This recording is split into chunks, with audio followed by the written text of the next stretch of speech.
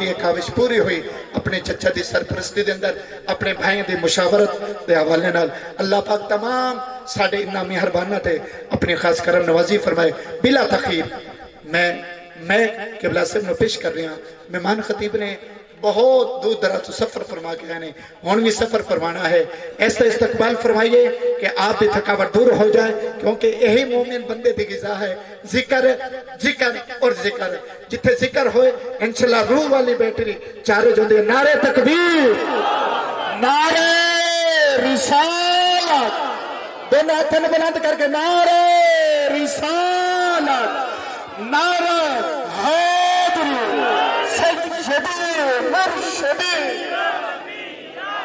سیدی مرشدی غلام ہے غلام یہ رسول ہے جو ہونا عشق مصطفیٰ تاجدار ختم نبوت تاجدار ختم نبوت الحمدللہ رب العالمین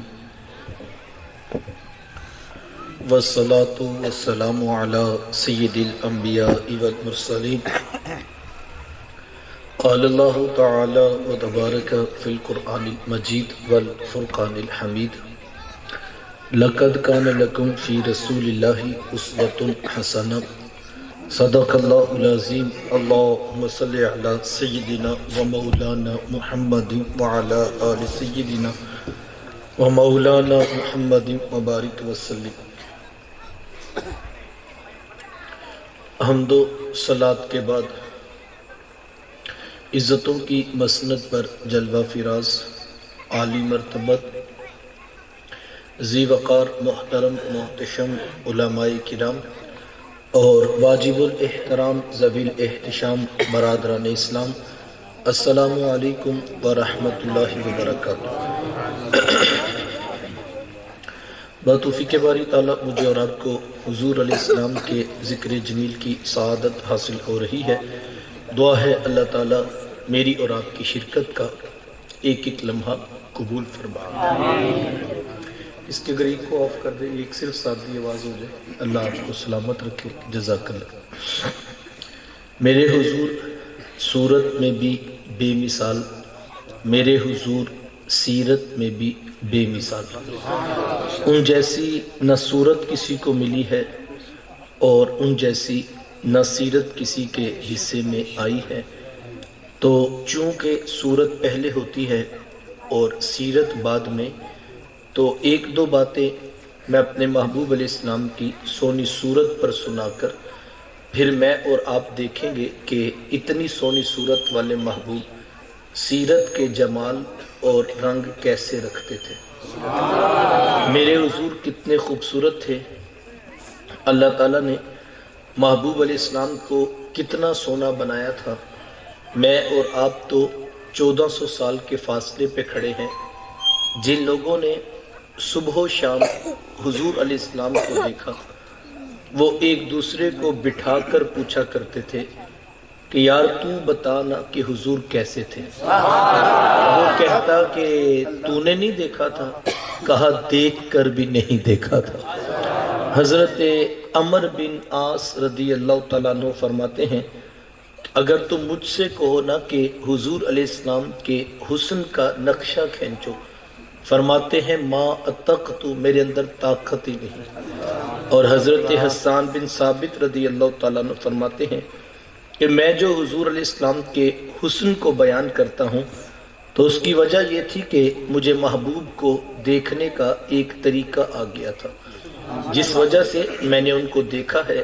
اور ان کا حسن بیان کرتا ہوں پوچھا گیا وہ کون سا طریقہ تھا تو فرمانے لگے فلما نظرت الى انوارہ فوضعت کفی علی عینی خوفا من ذہاب بصری کہا جب محبوب کا جمال جہاں ارا دیکھا کرتا اپنے ہاتھوں کی انگلیاں آنکھوں پہ رکھ کر انگلیوں کی بھی اوٹ سے دیکھا کرتا کیوں خوفا من ذہاب بصری فرماتے ہیں ڈر لگتا تھا کہیں جلووں کی چمک سے آنکھوں کی بینائی نہ چلی جائے۔ یہ کون کہہ رہے ہیں؟ حضرت حسان بن ثابت رضی اللہ تعالیٰ عنہ۔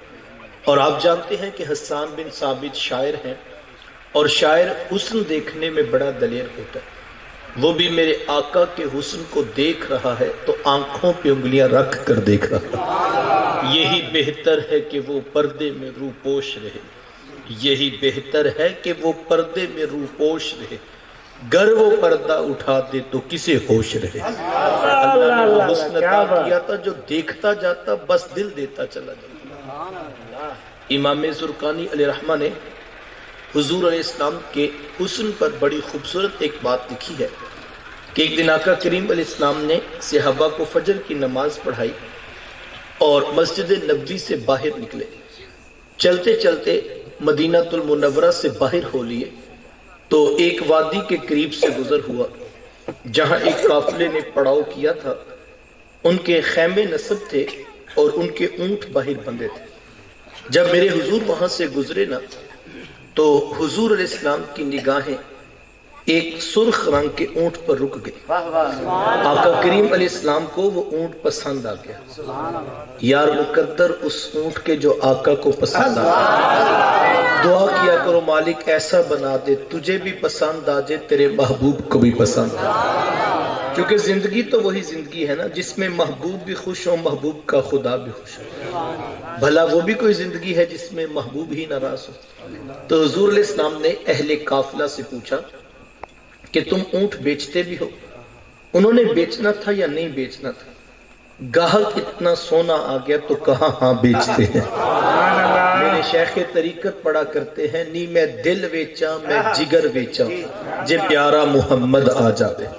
نی میں دل ویچا میں جگر ویچا جے پیارا محمد آ جاوے۔ نی میں اپنا سارا گھر ویچا جے پیارا محمد آ جاوے۔ انہوں نے بیچنا تھا یا نہیں بیچنا تھا؟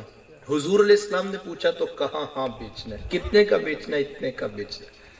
قیمت طے ہوگی تو حضور فرمایا کہ میں اونٹ خریدنے تو نہیں آیا تھا، میں تو یوں ہی گزر رہا تھا کہ تمہارا اونٹ مجھے پسند آ گیا، میں تمہیں جا کر اس کی قیمت بیچ دیتا ہوں۔ انہوں نے کہا ٹھیک۔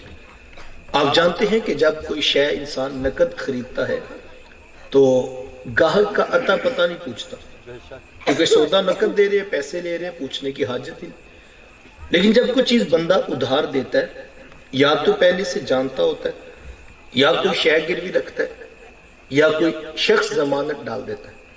اب حضور علیہ السلام سے پہلی ملاقات تھی، جانتے تھے کوئی نہیں، پتہ پوچھا کوئی نہیں، شے گروی رکھی کوئی نہیں۔ حضور بس اتنا کہا میں تمہیں جا کر قیمت بیچ دیتا ہوں۔ انہوں نے کہا ٹھیک ہے۔ بیٹا یہ نا تھوڑی ڈیلے ہو کے آواز آتی ہے، دو آوازیں آتی ہیں، ایک ساتھ ہی بالکل چاہیے آواز۔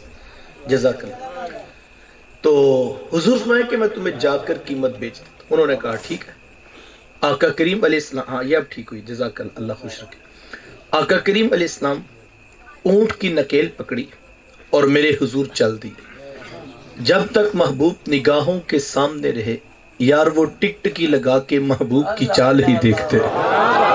ذرا غور کرو جس محبوب کی چال اتنی سونی ہے ان کا چہرہ کتنا سونا ہو۔ اللہ اکبر۔ جب حضور آنکھوں سے اوجل ہوئے تو دل پہ ہاتھ رکھ کر بیٹھ کے ایک دوسرے سے پوچھنے لگے یار ایک اجنبی شخص آیا، ہم میں سے کوئی بندہ اسے جانتا ہی نہیں تھا، ہماری آنکھوں کے سامنے ہمارا اونٹ لے کر چلا گیا، یار کوئی ان کا پتہ ہی پوچھ لیتا۔ ایک بولا ویسے جب بات کرتے تھے نا تو منہ سے پھول جھڑتے تھے۔ میں تو اسی منظر کو دیکھتا رہا۔ ایک کہنے لگا میں تو خوبصورت جھیل جیسی آنکھوں میں کھو کے رہ گیا، کیا خوب سجن دیاں اکھیاں نے جیویں پر کے سرائیاں رکھیاں نے، آنکھیں کیا کہوں جیسے باب حرم کھلا ہو۔ کسی نے بازو پکڑا، کہا میاں تو بڑا سیانہ بنتا تھا، تو ہی ان کا پتہ پوچھ لیتا۔ وہ کہنے لگا یار میں تو خمدار زلفیں دیکھتا رہ گیا، مجھے بھی نہ ہوش آیا کہ میں ہی ان کا پتہ پوچھ لیتا۔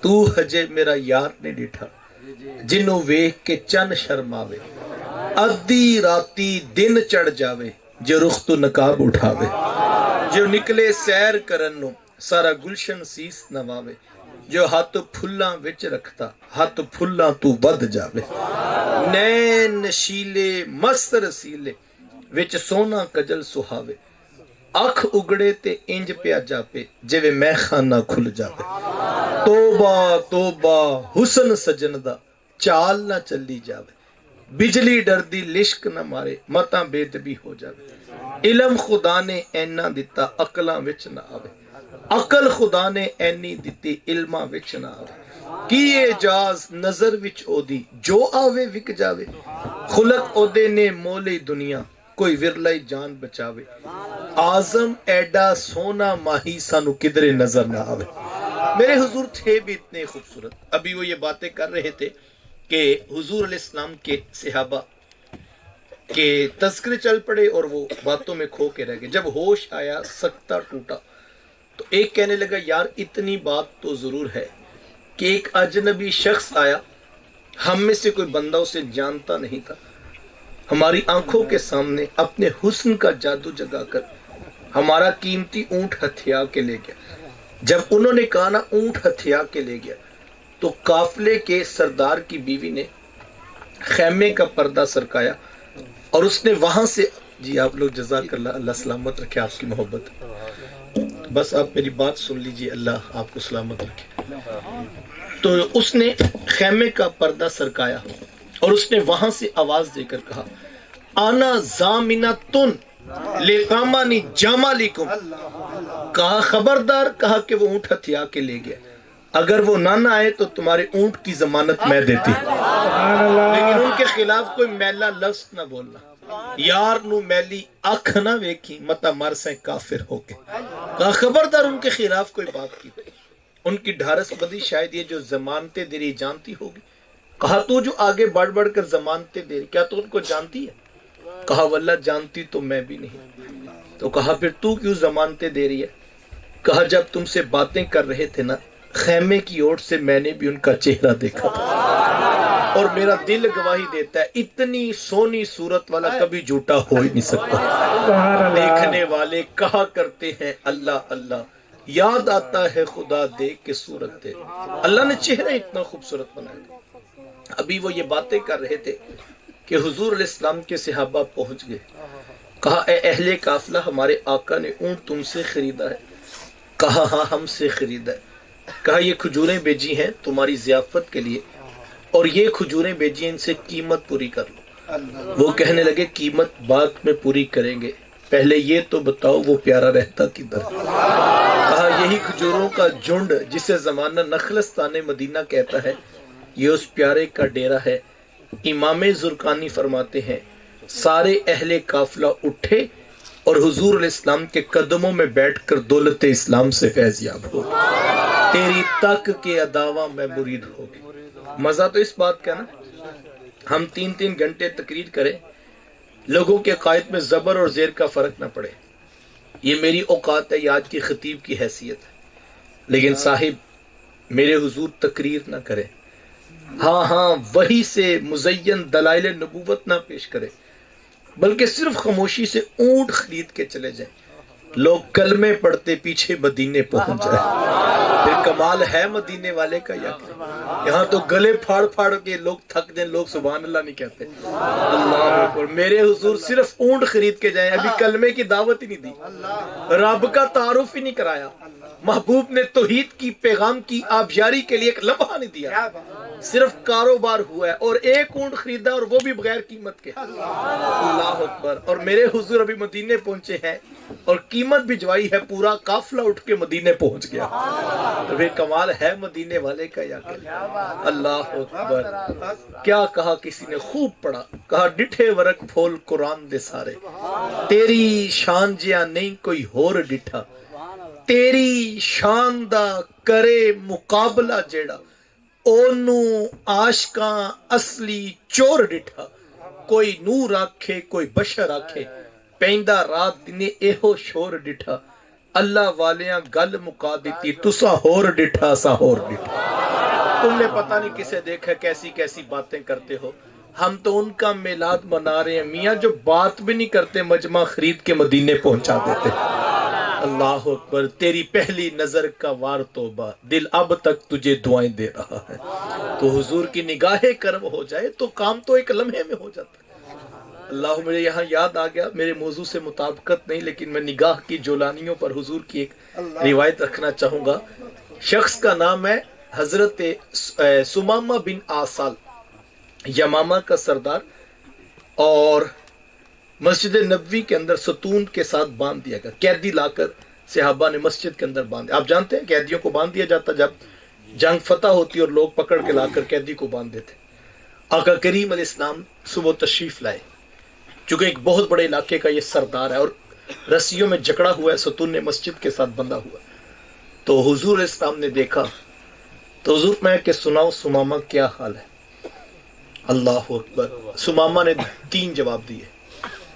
کہا کہ ایک علاقے کا سردار ہوں، اگر آپ مجھے قتل کریں گے تو میرا خون رائے گا نہیں جائے گا، میرا قبیلہ آپ سے خون کا بدلہ لے گا۔ اگر آپ مجھ سے کوئی فدیہ، کوئی قیمت لینا چاہیں تو غریب شخص نہیں ہوں، ایک علاقے کا سردار ہوں، آپ قیمت بتائیں، میرا قافلہ، میرا علاقہ، قبیلہ آپ کو قیمت ادا کرے گا۔ اور اگر آپ یوں ہی معاف کر دیں تو خاندانی شخص ہوں، احسان فراموش نہیں پائیں گے۔ میرے حضور مسکرا کے چل دیے۔ دوسرے دن پھر ملاقات ہوئی، حضور علیہ السلام نے فرمایا کہ سناؤ سمامہ کیا حال؟ وہی 3 جواب۔ قتل کریں تو خون رائے گا نہیں جائے گا، قیمت لینا چاہیں تو غریب شخص نہیں ہوں، قیمت ادا کروں گا، یوں ہی معاف کر دے تو احسان فراموش نہیں، خاندانی آدمی ہوں، بدلہ چکاؤں گا۔ میرے حضور پھر مسکرا کے گزر گئے۔ اللہ اکبر، کبھی تبلیغ ایسے بھی ہوتی ہے، کبھی کوہ صفا پہ، کبھی کوہ مروہ پہ، کبھی جو ہے وہ طائف کے بازاروں میں پتھر کھا کے تبلیغ ہو رہی ہے، اور کبھی ایک عام شخص ہے گھر میں آیا ہے اور رسیوں میں جکڑا ہوا ہے، اس کو دعوت نہیں دی جا رہی، اس کو رب کی توحید کا پیغام، قرآن کی آیات نہیں سنائی جا رہی، بلکہ تیسرے دن جب آئے تو پھر پوچھا سمامہ سناؤ کیا حال ہے؟ سمامہ نے پھر وہی 3 جواب دیے۔ قیمت لینا چاہو تو قیمت ادا کروں گا، قتل کرو گے تو خون رائے گا نہیں جائے گا، معاف کرو تو احسان فراموش نہیں۔ 3 دن ایک ہی بات ہوئی ہے، کوئی قرآن کی دعوت نہیں، کوئی اللہ کے رسول نے اپنے توحید کا پیغام نہیں سنایا۔ تیسرے دن فرمایا کہ سمامہ کی رسیاں کھول دو۔ سمامہ کی رسیاں کھول دی گئی۔ آگے سمامہ سے خود سنیے، کہتے جب میری تیسرے دن رسیاں کھولی گئی تو ایک عجیب حالت تھی، میں باہر کو جاتا تھا میرے قدم اندر کو آتے تھے۔ اللہ اکبر، کہا مجھ سے رہا نہ گیا تو میں باہر گیا، ایک تازہ ندی بہ رہی تھی، اس میں غسل کیا اور پھر واپس پلٹ گیا۔ حضور بھی بیٹھے انتظار کر رہے تھے اور فرمایا کہ سمامہ آپ کو تو آزاد کر دیا، اب آپ جاتے کیوں نہیں؟ عرض کی حضور اب جانے کا رہا ہی نہیں، تیری تک کے عداوہ میں مرید ہو گئی۔ اللہ اکبر، حضور مجھے اپنا غلام بنا لیجیے۔ اللہ اکبر، پر کاٹ کے میرے کہا سیاد نے مجھ سے، پر کاٹ کے میرے کہا سیاد نے مجھ سے، جا تجھے کشمکش دہر سے آزاد کیا۔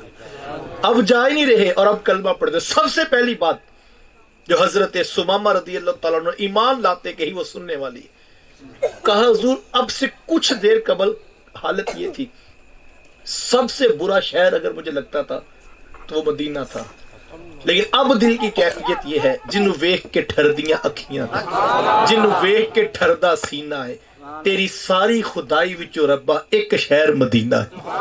حضور اب مجھے سب سے پیارا شہر آپ کا لگتا ہے، اور حضور کو دوسری بات عرض کی، حضور اب سب سے زیادہ سونا چہرہ بھی آپ کا لگتا ہے۔ یعنی پتہ لگا ایمان کا چراغ جل جائے تو محبوب ہے، محبوب کا شہر بھی پیارا لگتا ہے۔ اللہ اکبر، تو حضور کو اللہ نے جولانیاں عطا کی تھی، نظر کے اندر وہ نور رکھا تھا اور چہرے کے اندر وہ کشش تھی کہ جو دیکھتا اللہ اس کو ہدایت کا نور عطا کر دیتا۔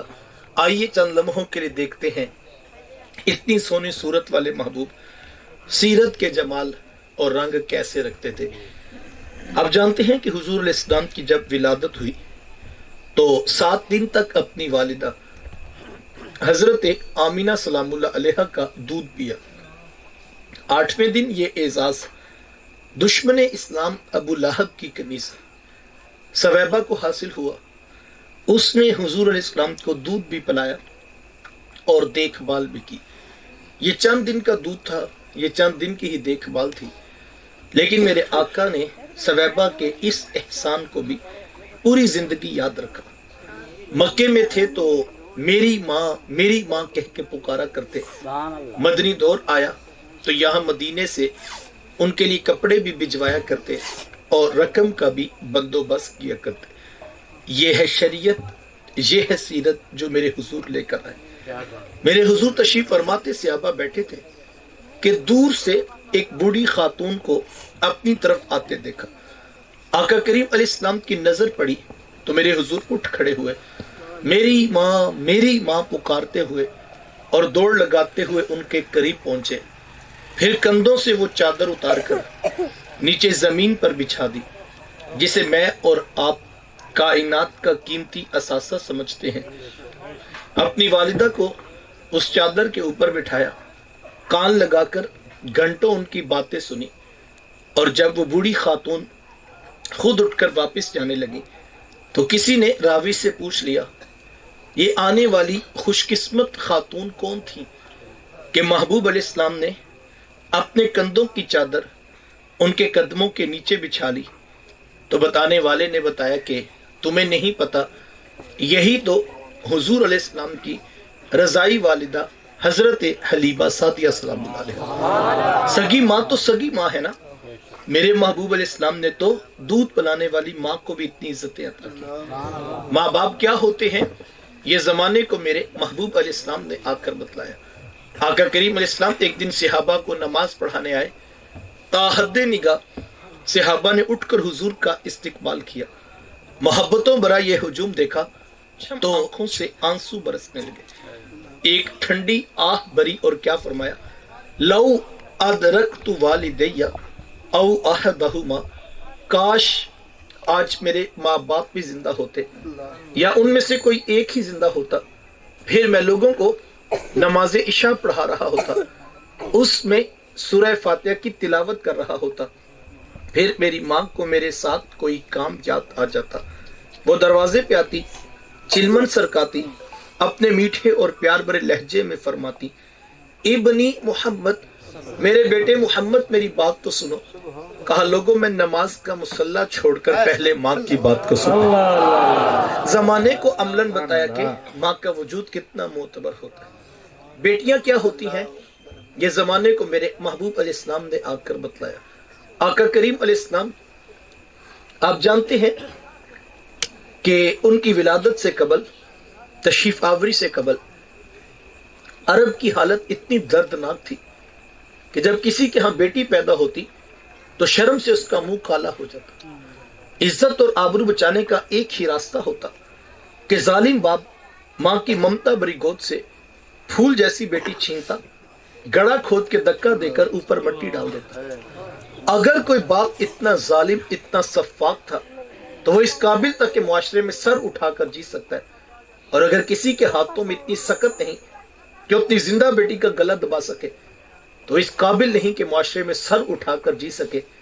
ये अरब मुआशरा है जिसको कुरान मजीद फुरकान हमीद ने भी बयान किया है। वो अमलन बेटियों को ज़बा किया करते और बहनों को जिंदा दरगोर कर दिया करते। जिस दौर में बेटी ज़बा की जा रही थी, जिस दौर में बहन जिंदा दरगोर करती जाती, मेरे हुजूर उस दौर में कलिमा हक बुलंद किया और हुजूर मैं बेटियों को ज़बा करने वालों सुन लो, फातिमा तो बिदअतु मिन्नी, मेरी फातिमा तो मेरे जिगर का भी टुकड़ा। ये कलिमा मोहब्बत भी है, ये कलिमा जिहाद भी है। देखिए आज मैं या आप अपनी बेटी या बहन के लिए कोई प्यार भरी बात कहें तो ये बहुत बड़ी बात नहीं है। आज इस मुआशरे में बेटी की इज्जत है, आज इस मुआशरे में बहन का विकार है। यूं ही तो नहीं बूढ़ा बाप अपनी झुकी हुई कमर पे बोरियां लाद लाद कर मजदूरी कर रहा है कि मैंने अपनी बेटी को इज्जत के साथ रुखसत करना है। जवान साल बाई फैक्ट्रियों में ओवर टाइम लगा रहे हैं कि हमने बहनों को इज्जत के साथ बयाना है। यार ये बाप तो ज़बा करता था, ये भाई तो जिंदा दरगोर कर देता था, इनके सीने में इतना कूट कूट कर प्यार किसने भर दिया? जवाब एक ही मिलेगा, ये फैज है आमीना के लाल का, ये फैज है मिलाद वाले आका का, जिन्होंने कटती बेटियों को इज्जत اور ذبح ہوتی ہوئی بہنوں کو زندگی کی بہاریں عطا فرمائے۔ آقا کریم علیہ السلام ایک دن گھر تشریف لائے تو ام المومنین حضرت سیدہ عائشہ صدیقہ رضی اللہ تعالی عنہا عرض کرتی ہے کہ حضور آج بڑا عجیب واقعہ ہوا۔ حضور میں عائشہ آج کیا ہوا؟ عرض کی حضور ایک حبشیہ نیاد عورت آئی اور اس نے آ کر دروازے پر صدا لگائی۔ میں نے گھر میں تلاش کیا کہ کوئی چیز مل جائے تاکہ میں سائل کو صدقہ کر دوں۔ تلاشِ بسیار کے بعد مجھے صرف ایک کھجور ملی اور میں اس کو وہی صدقہ کر دیا۔ حضور اس نے اس کھجور کے 2 ٹکڑے کیے، ایک دائیں جانب والی بیٹی کو کھلا دیا اور ایک بائیں جانب والی بیٹی کو کھلا دیا۔ حضور ماں خود بھی بھوکی تھی، اس کا اپنا پیٹ بھی کمر سے لگا ہوا تھا، لیکن اس نے خود کچھ نہیں کھایا اور سب کچھ اپنی بیٹیوں کو ہی کھلا دیا۔ یہ کہتے کہتے ام المومنین بھی آبدیدہ ہو گئی، آنکھوں میں آنسو آ گئے۔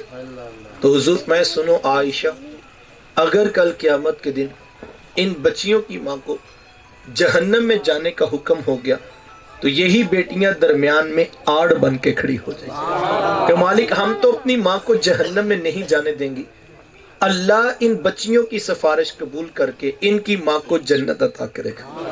کہاں بیٹیاں باعث شرم و ننگوار سمجھی جاتی تھی، کہاں بیٹیاں ہی دخول جنت کا سبب قرار پائیں۔ خود فرمایا جس کو اللہ نے 2 بیٹیاں یا 2 بہنیں عطا کی، پھر اس نے ان کی پرورش کی، ان کی تربیت کی، یہاں تک کہ ان کا نکاح کر دیا اور پھر پیچھے سے بھی اس نے خیر خبر رکھی، تو میرے حضور فرماتے ہیں اتنا خوش قسمت شخص ہے کل قیامت کے دن میرے اتنے قریب ہوگا جتنی یہ 2 انگلیاں آپس میں قریب ہیں۔ یہ اعزاز، یہ تکریم کس کو ملے گی؟ جس نے بیٹیوں سے وفا کی ہوگی۔ بہنیں کیا ہوتی ہیں یہ زمانے کو میرے محبوب علیہ السلام نے آ کر بتلایا۔ آپ جانتے ہیں آقا کریم علیہ السلام کی نہ کوئی سگی بہن ہے اور نہ کوئی سگا بھائی۔ میرے حضور در یتیم ہیں، سینہ صدف میں اکیلے پرورش پانے والے موتی کو در یتیم کہا جاتا ہے۔ حضور بطن آمنہ میں اکیلے پرورش پائی ہے، لیکن جب رضاعت کا شرف عطا کرتے ہوئے میرے حضور حضرت حلیمہ سعدیہ سلام اللہ علیہا کے ہم تشریف لے گئے تو آپ جانتے ہیں کہ ان کی ایک بیٹی تھی جن کا نام شیما یا شیما بتایا جاتا ہے۔ وہ رشتے میں حضور علیہ السلام کی رضائی بہن لگتی تھی۔ قبیلہ بنو سعد کے رواج کے مطابق شام کو جب مائیں کھانا پکانے لگتی تو بہنیں اپنے بھائی گود میں اٹھا کر باہر کھلے میدان میں لے آتی۔ ہر بہن کی گود میں اس کا بھائی ہوتا اور وہ اپنے بھائی کے حسن کے قصیدے پڑھ رہی ہوتی۔ اگر کسی کے بھائی کا رنگ کالا ہوتا تو وہ کہتی رنگ کالا ہے تو کیا ہوا، میرے بھائی کے نقوش دیکھی کتنے خوبصورت ہیں، اس کی اٹھی ہوئی ناک، اس کی جھیل جیسی خوبصورت آنکھیں تو دیکھو کتنی پیاری ہیں۔ تو وہ نقوش کو معیار حسن قرار دیتی۔ اور اگر کسی کے بھائی کا رنگ گورا چٹا ہوتا تو وہ کہتی رنگ نہیں تو کچھ نہیں، حسن تو ہوتے ہی سارا رنگت میں ہے، میرے بھائی کا رنگ دیکھو کتنا گورا چٹا ہے۔ تو یہ بحث مباحثہ چل رہا ہوتا اور کوئی بہن بھی ہار ماننے کو تیار نہ ہوتی۔ اتنے میں ایک سمت سے حضرت شیما اپنا ویر محمد اٹھا کے لے آتی اور کہتی ذرا میرے ویر کا مقابلہ بھی تو کرو نا۔ تو وہ کہتی نہیں نہیں شیما، تیرے ویر کا مقابلہ تو نہیں نا، تیرا تو ساروں کا ہی سردار لگتا ہے۔ وہ تو میں آتا حضرت شیما کا سر فخر سے بلند ہو جاتا اور وہ حضور علیہ السلام کو سینے سے چمٹا لیتی اور دعا دیتی ربنا اب قیلنا محمد، انشاءاللہ میرے ویر محمد کو نظر نہ لگے۔ آج میں دیکھ رہی ہوں بچوں کا سردار ہے، کل اپنی آنکھوں سے دیکھو جوانوں کا بھی سردار بنے۔ زندگی کے لیل و نہار گزرتے گئے، حضرت شیما کی شادی ہوگی۔ مدنی دور کی کہانی ہے اور اتفاق یہ ہوا کہ جس قبیلے میں حضرت شیما کی شادی ہوئی، حضور علیہ السلام کے صحابہ کی لڑائی اور جنگ اسی قبیلے کے ساتھ ہوئی۔ ان کے کچھ بندے قتل کر دیے اور کچھ کو قیدی بنا کر صحابہ اپنے ساتھ لے آئے۔ عرب کے رواج کے مطابق قیدیوں کو چھڑانے کے لیے قوم کے سردار فدیہ اور فنڈ اکٹھا کرنے نکلے، ہر دروازے پر دستک دیتے اور فنڈ مانگتے۔ چلتے چلتے حضرت شیما کے دروازے پر بھی پہنچ گئے، دستک دی تو پوچھا کون؟ کہا قبیلے کے سردار ہیں، فنڈ اکٹھا کر رہے ہیں، تم بھی اپنا حصہ ڈالو۔ پوچھا یہ فنڈ کس لیے اکٹھا ہو رہا ہے، یہ رقم کیوں جمع کی جا رہی؟ تو کہا کہ مدینے میں ایک شخص ہے، ادعائے نبوت رکھتا ہے، اس نے ہمارے لوگ پکڑ لیے ہیں اور ہم نے اپنے قیدی چھڑانے۔ تو پوچھا کہ اس کا نام کیا ہے؟ کسی کی زبان سے بے ساختہ نکلا محمد صلی اللہ علیہ وآلہ وسلم۔ ایک عرصے کے بعد حضور علیہ السلام کا نام سنا تو آنکھوں میں آنسو آ گئے۔ کہا انہوں نے تمہارے بندے پکڑے ہیں؟ کہا ہاں انہوں نے ہمارے لوگ پکڑے ہیں۔ کہا پھر فنڈ اکٹھا کرنا چھوڑو، صرف مجھے ساتھ لے جاؤ۔ کہا تم کیا کرو گی؟ کہا تمہارے قیدی چھڑا کے لاؤں گا۔ کہا تم ان کو جانتی ہو؟ کہا ہاں ہاں تمہیں نہیں پتا، وہ میرے بچپن کے ویر اور بھائی لگتے ہیں، میں تمہارے قیدی چھڑا کے دکھاؤں گا۔ حضرت شیمہ قبیلے کے سرداروں کو ساتھ لیا اور حضور علیہ السلام کے خیمہ نوری کی طرف سفر شروع کیا۔ یہ وہ وقت تھا جب ادب کی آیات نازل ہو چکی۔ خبردار میرے رسول کی آواز سے آواز بھی اونچی نہ کرنا، ورنہ زندگی کی ساری کمائی غارت کر کے رکھ دوں گا۔ صحابہ ننگی تلواروں سے در حبیب پہ پہرا دے رہے تھے۔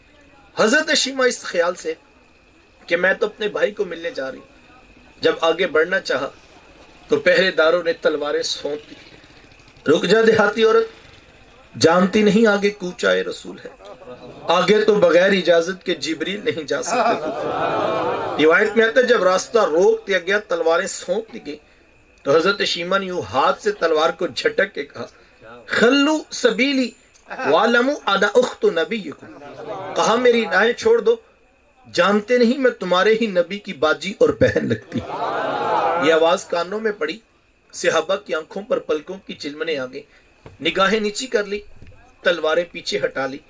حضرت شیمہ پورے پروٹوکول سے حضور علیہ السلام کے خیمہ نوری میں داخل ہوئی۔ میرے حضور جب دور سے بہن کو آتے دیکھا، حضور اٹھ کر استقبال کیا، مرحبا خوش آمدید پیش کرتے ہوئے فرمایا میری بہن آج کدھر کو آنا ہوا؟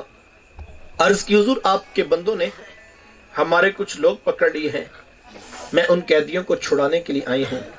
سنو بھائیو، اللہ کے رسول نے کیا ارشاد فرمایا۔ حضور میں میری بہن تو نے آنے کی زحمت کیوں گوارا کی؟ تو گھر بیٹھے بھی پیغام بھیج دیتی، میں محمد تیرے کہنے پہ ہی ساروں کو چھوڑ دیتا۔ زمانے کو عملاً بتایا دروازے پر بہن کا آنا کتنا معتبر ہے۔ پھر چند جوڑے، کچھ گھوڑے، بہت سارا ساز و سامان، اور میرے حضور خود بہن کو چھوڑنے کے لیے دروازے تک تشریف لے آئے۔ صحابہ نگاہیں نیچی کیے، محبوب علیہ السلام کے ادب میں کھڑے تھے کہ حضور میں صحابہ میں جب بھی قیدی چھوڑا کرتا ہوں پہلے تم سے مشاورت لیا کرتا ہوں، آج پہلا موقع ہے، میں قیدی بھی چھوڑ رہا ہوں اور میں نے مشورہ بھی نہیں کیا ہے۔ عرض کی اے بندہ نواز، آپ مالک کل کائنات ہیں، آپ جو چاہیں کریں، ہم کون ہوتے ہیں بھلا درمیان میں مشورہ دینے والے؟ لیکن حضور جی اتنا تو بتائیے آج کون سی خاص بات تھی کہ آپ نے مشورہ بھی ضروری نہیں سمجھا؟ حضور میں صحابہ آج میرے دروازے پر میری بہن آ گئی تھی، اور جب بہنیں دروازے پہ آ جائیں اللہ کا رسول انہیں خالی نہیں موڑا کرتا۔ زمانے کو عملاً بہن کا رشتہ میرے محبوب علیہ السلام کی دہلیز سے ملا ہے۔ توجہ چاہوں گا، وقت سمٹ رہا ہے۔ جس دور میں بیٹی ذبح کی جا رہی تھی، جس دور میں بہن زندہ درگور کر دی جاتی، جس دور میں ماں جیسا رشتہ بھی منڈیوں اور بازاروں میں بک جاتا تھا، اس دور میں بیوی کی کیا حیثیت ہوگی؟ جبکہ آج کے اس تہذیب یافتہ دور میں بھی کچھ لوگ بیوی کو پاؤں کا جوتا خیال کرتے ہیں۔ یہ زمانہ جاہلیت کی کہانی ہے۔ آقا کریم علیہ السلام نے ازواج مطہرات کے ساتھ جو حسن سلوک کی داستانیں رقم کی ہیں، زمانہ ان کی مثال نہیں لا سکتا۔ کسی کو میرے حضور حمیرہ کہہ کے پکارتے ہیں تو کسی کے لیے بکری کا بچہ ذبح کرتے ہیں اور گوشت کے مختلف ٹکڑے ان کی سہیلیوں کے ہاں بیچتے ہیں۔ حضور کثرت کے ساتھ حضرت خدیجہ الکبریٰ رضی اللہ تعالی عنہا کا ذکر کیا۔ حضرت سیدہ عائشہ صدیقہ رضی اللہ تعالیٰ عنہ فرماتی ہیں کہ میرا جو ان سے رشتہ تھا ایک دن زبان سے بے ساختہ نکل گیا کہ حضور اللہ نے آپ کو بہتر ازواج عطا کر دی اور آپ ابھی تک اس بوڑھی عورت کو نہیں بھولے۔ فرماتی پھر حضور کے چہرے پر جلال آ گیا اور حضور میں اے عائشہ مجھے خدیجہ کے بارے تکلیف نہ دو، جب پورے مکے نے میرا انکار کیا تھا ایک خدیجہ تھی جس نے میرا اقرار کیا تھا، تو میں اسے کیسے بھلا سکتا ہوں جب زمانہ میری مخالفت کر رہا تھا، لیکن خدیجہ اس وقت بھی میرے سے محبت کی دعوے دار تھیں۔ فرماتی پھر میں نے ہمیشہ محبتوں کا ہی اظہار کیا، اور یہی حضرت خدیجہ الکبریٰ رضی اللہ تعالی عنہا ہے۔ جب ان کا وقت آخر قریب آیا تو حضرت سیدہ फातिमा तो ज़हरा रदी अल्लाह तआला अन्हा को भेजा और कहा बेटा जाओ जाकर हुजूर अलैहिस्सलाम से चादर रहमत मांग लो। सैयदा हाजिर खिदमत हुई और आकर अर्ज की कि मेरी वालिदा चादर मांग रही हैं। आका करीम अलैहिस्सलाम ने चादर भी उतार कर पेश कर दी और साथ फरमाया बेटा अपनी वालिदा से पूछो ये चादर क्या करनी है। ये कहते कहते मेरे हुजूर भी साथ तशरीफ ले आए और हुजूर मैं कि खदीजा आपने चादर क्या करनी है। अर्ज की हुजूर मुझे जो बुखार है लगता यूं है कि जानलेवा साबित होगा। मेरी आरजू ये है कि मुझे कफन मिले तो आपकी चादर रहमत मिल जाए। ये हुजूर इस्लाम की सीरत का कितना बड़ा हवाला है कि बीवी आरजू कर रही है अगर मुझे शोहर की चादर में कफन मिल जाए तो ये रब के हुजूर मेरी बख्शिश की जमानत होगी। हुजूर इस्लाम ने चादर भी उतार कर पेश कर दी और साथ तारीख साज जुमला इरशाद फरमाया खदीजा आपने तो सिर्फ चादर मांगी है। लौ अरती जिल्दी लाते दुकी, अगर आप मुझे मोहम्मद की जिल्द भी मांग लेती मैं वो भी उतार के पेश करती। जमाने को रिश्तों का तकद्दुस मेरे हुजूर अलैहिस्सलाम की दहलीज से मिला है। साहिबो ये वो मोहब्बतों का दीन है, ये वो उल्फतों का पैगाम है, ये वो जोड़ने वाली तालीमात हैं जो लेकर मेरे हुजूर इस कायनात में जलवा फिराज हुए। हमने हुजूर अलैहिस्सलाम की आमद की खुशी में कुमकुमे रोशन किए, हमने चरागा भी किया, हमने राहों में फूल कलियां पत्तियां भी बिछाई, हम मिठाइयां भी बांट रहे हैं और हम देगें भी पकाकर तकसीम कर रहे हैं। ये सब काम बाइसे बरकत, मैं इनकी नफी नहीं करता। कोई नादान होगा बेचारा जो इस उन्वान पर उलझ पड़े या कोई फतवा उम्मत पर लगा दे। मैं तो सिर्फ एक जुमला कहता हूँ कि यार अगर हुजूर अलैहिस्सलाम की आमद की खुशी भी नहीं मनानी तो फिर कायनात में खुशी बचती कौन सी है? खुशी होती क्या है? खुशी कहते किसे हैं? कायनात में जितनी भी खुशियां हैं ये सदका है आमिना के लाल का। और सच्ची बात है इस कायनात में इससे बड़ी और कोई खुशी नहीं कि यार अल्लाह ने हम जैसों को सोने मोहम्मद अता कर दी। जरा गौर तो करें कितना बड़ा करम हुआ। तो ये कुमकुमे, ये रोशनियां, ये चराग, ये फूल, ये कलियां, ये मिठाइयां, ये सब बाइस बरकत काम है। लेकिन याद रखिएगा ये सब कुछ बाइस बरकत होने के बावजूद भी ये सब कुछ आगाज़े सफर है, ये मंजिल नहीं है। मंजिल मेरे हुजूर की जात है, मंजिल मेरे महबूब का पैगाम है, मंजिल उनकी सीरत, मंजिल उनका उस्वा हसना है। हमें मंजिल का सफर करना।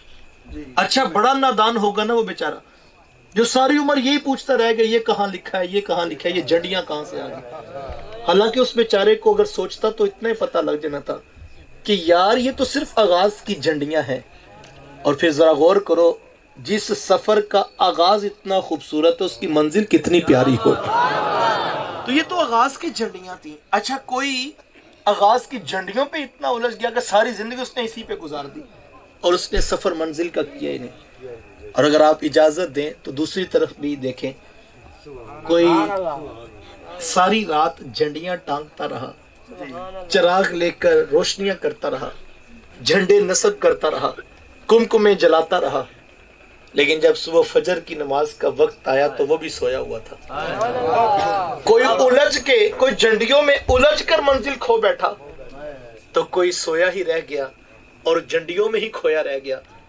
मंजिल उनको मिलेगी जो सुबह सवेरे उठे, वुजू करके सोने मोहम्मद के रब के हुजूर पहुंच गए। वो सारी जिंदगी फिर सफर करते रहे, उनके घर भी जगमगा रहे थे, उनके आंगन में फूल भी महक रहे थे, वो महबूब के नाम का लंगर भी बांट रहे थे, वो महबूब के नाम का प्यार भी बांट रहे थे, वो नफरतें भी खत्म कर रहे थे, अच्छे अखलाक भी माशरे को दे रहे थे।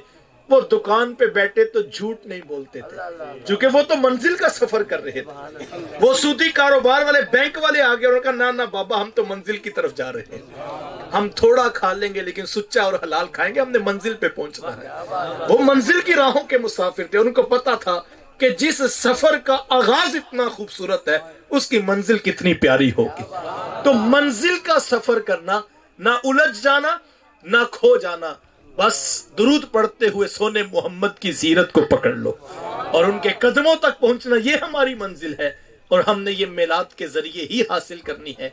ये सफर है, याद रखना, یہ جنڈیاں، یہ کمکمے، یہ روشنیاں، یہ چراغ، یہ آغاز ہے، اور یہ محبوب کی سیرت، یہ سفر اور منزل کی راہیں ہیں۔ اگر میں ساری بات کو 2 جملوں میں کروں تو میرے شیخ طریقت فرمایا کرتے ہیں میلاد والوں کی منزل کیا ہے، اس ایک جملے کو اپنے دل کی تختی پہ لکھ لے اور کبھی اس سے ہم انحراف نہ کریں، ہر لمحہ یہ سوچیں کہ ہم اس ضابطے کے اوپر موجود ہیں۔ میرے استاذ المکرم فرمایا کرتے ہیں کہ بیٹا یہ نہ ہو کہ لوگ تم سے پوچھیں کہ تم کون ہوتے ہو اور تم پاسپورٹ سے مذہب کا خانہ دکھاؤ، یہ دیکھیے اسلام لکھے ہم مسلمان ہوتے ہیں۔